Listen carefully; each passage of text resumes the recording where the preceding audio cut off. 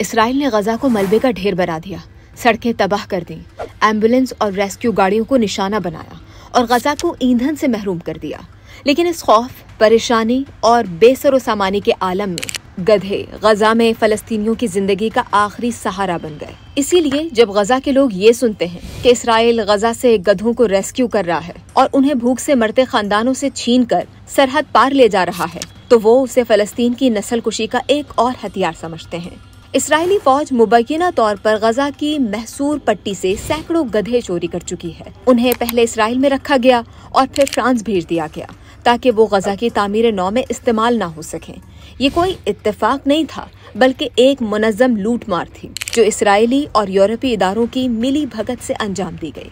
बैनुल-अक़वामी कानून के तहत किसी मुसल्लह तसादुम में शहरी अमलाक पर कब्जा करना जंगी जुर्म है, लेकिन इसराइल वेटरनरी रेस्क्यू ऑपरेशन के नाम इन जानवरों को उनके फलस्तीनी मालिकान से छीन रहा था, जो जिंदा रहने के लिए उन्हीं पर इन्हिसार करते थे।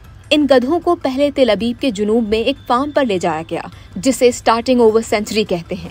यहाँ इन जानवरों को नफ्सियाती सदमे का शिकार करार दिया गया और फिर 18 मई 2025 को 58 गधों पर मुश्तमिल पहली खेप बेल्जियम पहुंची और वहां से उन्हें फ्रांस के शेल्टर्स में भेज दिया गया। फ्रांस के लातानियर जू रेफ्यूज ने इनका इस्तकबाल किया। ये किसी ने नहीं बताया कि ये जानवर किसके हैं और गजा के लोग इनके बगैर कैसे जी रहे हैं, बल्कि इस रेस्क्यू ऑपरेशन का मकसद इन गधों को जहन्नुम से निकालना और रहमदिली करार दिया गया।